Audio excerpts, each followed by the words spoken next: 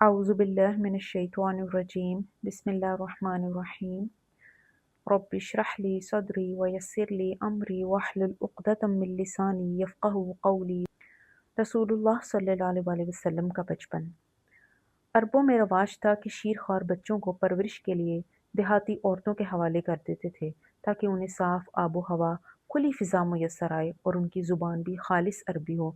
Taif के करीब कबीला बनु साद आबाद थे, जो अपनी फसाहत व बलागत के बायस मशहूर थे, और अहले मक्का के अमीर लोग कबीला बनु साद की दाइयों की खिदमत हासिल करना ज़्यादा पसंद करते थे। जब रसूलुल्लाह सल्लल्लाहु अलैहि वसल्लम की पैदाइश हुई तो कबीला बनु साद की कुछ खवातीन बच्चा गोद लेने के लिए मक्का आईं, मगर किसी भी खातून ने रसूलुल्लाह सल्लल्लाहु अलैहि वसल्लम को गोद न लिया, क्योंकि उन्हें इस काम का अच्छा मुआवजा चाहिए था, और चूंकि रसूलुल्लाह सल्लल्लाहु अलैहि वसल्लम यतीम थे, इसलिए इन खवातीन को अच्छा मुआवजा मिलने की उम्मीद न थी। खवातीन के इस काफिले में हलीमा सादिया नामी खातून भी थीं। उन्हें किसी घर से कोई बच्चा ना मिला था। जब वो हज़रत आमना के घर में दाखिल हुईं तो रसूलुल्लाह सल्लल्लाहु अलैहि वसल्लम को देखते ही उनकी मोहब्बत हलीमा सादिया के दिल में घर कर गई, और ज़्यादा उजरत का ख्याल लिए बगैर ही वो आप सल्लल्लाहु अलैहि वसल्लम को सीने से लगाए अपने साथ ले आईं। रसूलुल्लाह सल्लल्लाहु अलैहि वसल्लम को गोद में लेते ही हलीमा सादिया को हर तरफ बरकत ही बरकत नजर आने लगी। लागर जानवर तवाना हो गए, ऊँटनियाँ और बकरियाँ दूध से भर गईं। वापसी के सफ़र में हलीमा सादिया की लागर सवारी तमाम सवारियों से आगे बढ़ गई, जिस पर उनकी साथी खवातीन हैरान होकर बोली, क्या तुम्हारी सवारी बदल गई है? हकीकत ये थी कि सवारी नहीं बदली थी, सवार बदल गया था। रसूलुल्लाह सल्लल्लाहु अलैहि वसल्लम कबीला बनु साद में हज़रत हलीमा सादिया के घर परवरिश पाने लगे। जब थोड़ा बड़े हुए तो रसूलुल्लाह अपने रज़ाई बहन भाइयों के साथ बकरियां चराने जंगल जाने लगे। एक दिन दो फरिश्ते नाजिल हुए, जिन्होंने रसूलुल्लाह सल्लल्लाहु अलैहि वसल्लम का सीना मुबारक चीरा और आपके दिल से स्याह लोथड़े जैसी कोई चीज़ निकाली और सीने को ईमान और हिकमत से भरकर वापस रख दिया। रसूलुल्लाह सल्लल्लाहु अलैहि वसल्लम 4 साल की उम्र तक कबीला बनु साद में रहे। रसूलुल्लाह सल्लल्लाहु अलैहि वसल्लम सहाबा कराम रज़ियल्लाहु अन्हुम से फरमाते थे, मैं तुमसे सबसे ज़्यादा खालिस अरब हूँ और मैंने कबीला बनु साद का दूध पिया है। मक्का वापस आने के बाद जब रसूलुल्लाह सल्लल्लाहु अलैहि वसल्लम की उम्र मुबारक 6 साल हुई तो हज़रत आमना आपको लेकर यसरब रवाना हुई ताकि अपने शोहर की कब्र पर जाएं। उनकी हबशी बांदी बरका यानी उम्मे ऐमन इस सफ़र में हमराह थीं। वापसी के सफ़र में हज़रत आमना अब्बा के मकाम पर पहुंची थीं कि वहां आप दुनिया से रुखसत हो गईं, और वहां एक टीले पर हज़रत आमना की तदफीन की गई। रसूलुल्लाह सल्लल्लाहु अलैहि वसल्लम 6 बरस की उम्र में माँ के सहारे से भी महरूम हो गए। ये अल्लाह ताला की तरफ से वो आजमाइशें होती हैं जिनके साथ अल्लाह ताला गैर मामूली शख्सियात की तरबियत फरमाते हैं।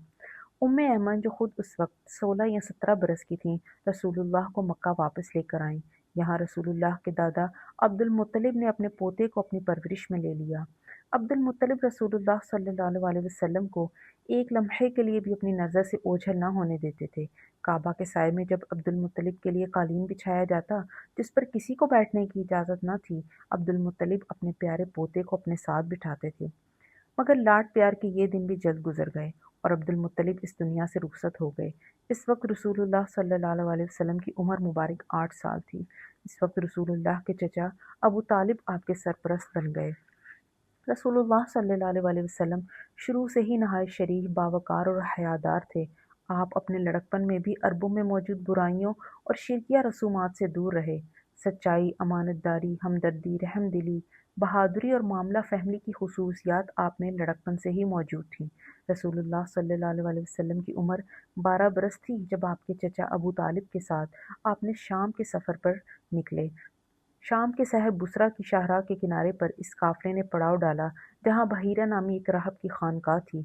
बहीरा कभी अपनी खानकाह से बाहर नहीं निकलता था, मगर उस दिन वो बाहर आया और मजमे को चीरता हुआ रसूलुल्लाह सल्लल्लाहु अलैहि वसल्लम के पास जा पहुंचा और आपका हाथ थाम कर कहने लगा, ये सैयदुल आलमीन है, ये रब्बुल आलमीन के रसूल हैं और ये रहमतुल लिल आलमीन है।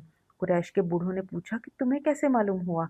बहीरा कहने लगा, जब तुम घाटी से नीचे उतर रहे थे तो मैंने देखा कि कोई दरख्त या पत्थर ऐसा नहीं जो ताज़ीमन झुक ना रहा हो, और ऐसा सिर्फ नबी के लिए होता है, और मैं इसे मोहरे नबूवत की वजह से पहचानता हूँ जो इसके कंधों के दरमियान है।